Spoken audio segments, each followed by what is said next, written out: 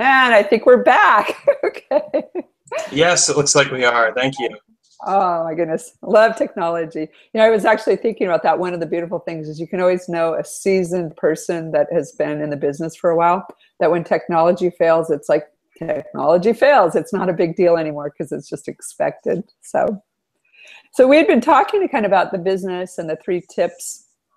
And I actually want to kind of swing back around and talk actually about what it's like, or more so the strategy of how you're able to have that life, with your wife and children, and have actually, the 3 areas of business that you actually work in. Because I think a lot of people really struggle with the idea of having multiple businesses or multiple areas that they focus on. And, I'm one of those people that has 2 different jobs. I have the marketing and the coach training. And I love it because all of me gets to come out to play, and you're topping it with 3 things. So what makes that possible for you to be able to do that, so other people that might be similar to us could kind of follow along, if that made sense to them? What makes it possible, first of all, is understanding that I make my own schedule.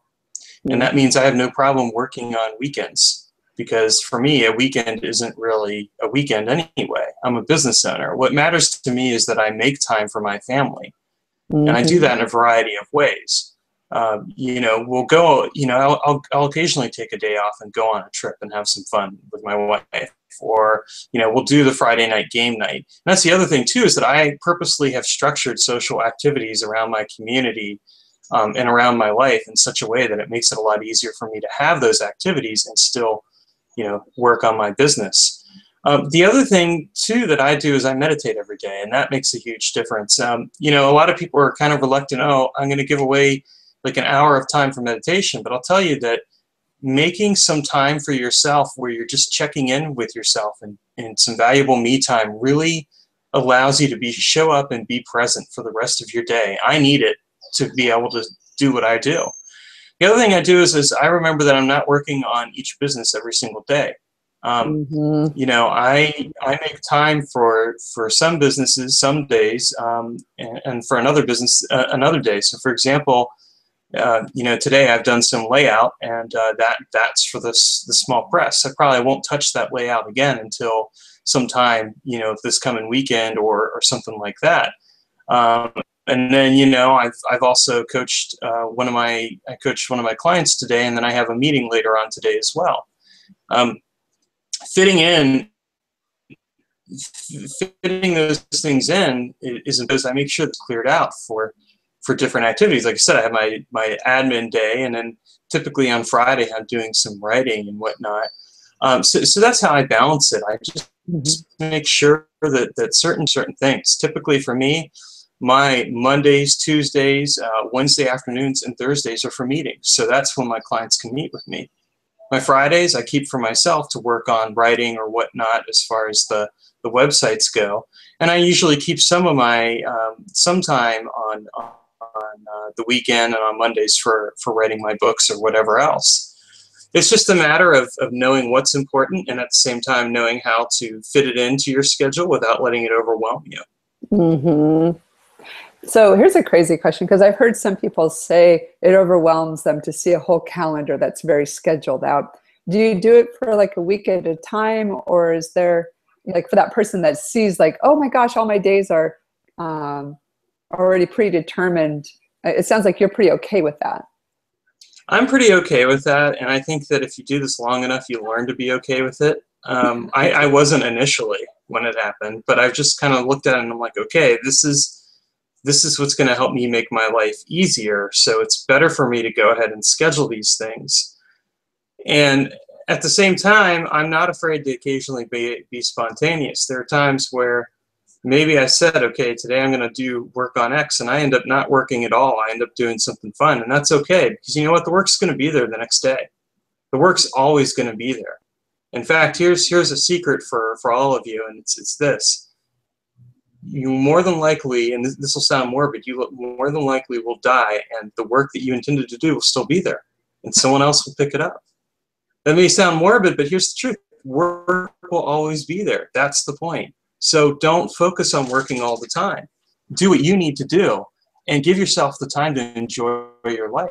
Because Yeah. it's not, if you feel a little overwhelmed by the idea of scheduling yourself out a bit, just remember that it makes your life easier when you know where you need to be and what you need to do.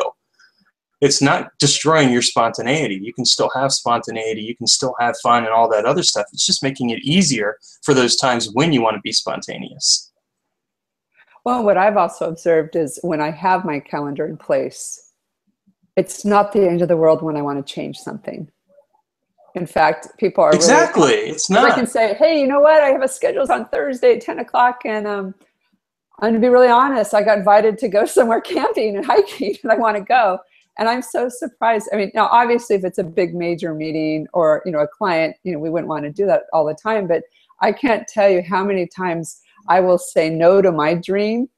And then sure enough, a day before the event, my clients will call up, oh, I got to reschedule. So it's almost like we're supposed to honor ourselves and, create that schedule like you're talking about. But no, everything's still changeable. I find that if you give people enough notice, they're not going to be that upset about it anyway. You can always reschedule something. So if there's something you really want to do, just tell somebody, and it's usually pretty reasonable. Yeah, absolutely. And often it can be better for both of you. Exactly. The key thing to remember is that your calendar isn't your master. Your calendar is a tool to help you. So it doesn't own you. You own it. So if you want to change it, go ahead and change it. So curious. Do you have a book on all this? Uh-oh. Did I start? 18? You might want to ask that again. I started to hear you. It kind of got a little weird. So go ahead and ask that question again, please. Yeah. I asked, do you have a book on this, all this information in terms of really what feels like a lot of time management and decision making? I don't as of yet, although actually I am. One of the book projects I'm working on is how to be a successful author, and it's going to touch on some of those things because I'm going to talk about the marketing. How do you market yourself once you're an author, and what do you need to do ahead of time? So there will certainly be some of that, and I wouldn't be surprised if someday I come up with a book that's specifically focused on just some time management and things like that. For the horizon, the book on the book's going to be called That Book Won't Sell Itself: How to Be a Successful Author. Because most people who write books have this idea that once they've written the book, it'll just mysteriously sell itself, and that's not the truth at all. You actually have to go out there and be willing to sell it. You're right. Yeah, a book is just another product in a way, and you can leverage it to get yourself out there in the world, but you still have to treat it like another product or program or service. Well, and the thing too to remember is that you're not selling the book; you're actually selling your expertise. Mm-hmm. And the book, it's not even why people buy it. Why people buy books? I mean, they want the expertise, but they also buy it because they want to have that connection with you. Yes. They're like, oh, wow, you're this person who's written this amazing thing, and I want to get to know you, and this is my way of being able to have a relationship with you. That's so true. So now I'm tempted. I'm like, and what tips do you have for wannabe authors? Oh, fountain of knowledge, Taylor. Well, thank you. Well, I mean, if you're going to be an author, treat it like a business. Run it like a business, and don't look at the book as the end product or the end goal. When you're selling your expertise. So what does that mean? If you can tie that into something you're doing already, then just make that. You're going to strike out on your own and do something then, entirely new, then look at how you can create a business around that book. Mm-hmm. And look at how you can create classes and other things around that book. Or if you're writing fiction or whatever else, look at how you can take what you're writing in terms of fiction and use it as a way to make yourself a bit of a celebrity. Like, George R.R. Martin, the reason he's a celebrity is because of his books. He's well known for his books. People want to read his next book. They want to watch the show, all that other stuff, because he's, created this marketing presence around it. Mm-hmm. I love it. And a lot of people think that, it's just about writing a book. And the thing is that writing the book is actually in some ways the easiest step. It's because once you've written that book, you think, oh, I'm done. It's like, no, you're not done. Your journey's just started. Now you've written the book. Now it's published. Now you have to go out there and sell it. And if you're going to expect that you are going to actually have a marketing platform, they expect you to be on social media. They expect you to be, going and presenting at conventions and doing things like that. They're not going to carry your book for long if you're not willing to do that work. And I've known authors who haven't done that work, and those are the kind of authors I don't want. Like I tell an author when they send me something, it's like, I want to see your book, but I also want to see what you're going to actually do to market yourself. What are you going to do to sell that book? Because if I'm going to put the time into making your book a reality, then I expect you to do the same thing. Mm-hmm. Yeah, you want a partnership and probably what I would say a very active client so that you both have a success story to tell. Mm-hmm. Yeah, very much so. It's so true. I mean, today, anything that we create, because we're in what I would say the solo economy, where so many people are starting out their own businesses and being basically their own brand. I think a lot of times the old techniques, when we used to not have the internet, where we would get a book published, of course, it was really easy to get it sold, because we had distributors and people would go to bookstores. And so there was a marketing plan and a process in place. But now with the internet, we're kind of set free to do a lot of that work for ourselves. And I think a lot of people are succeeding that way.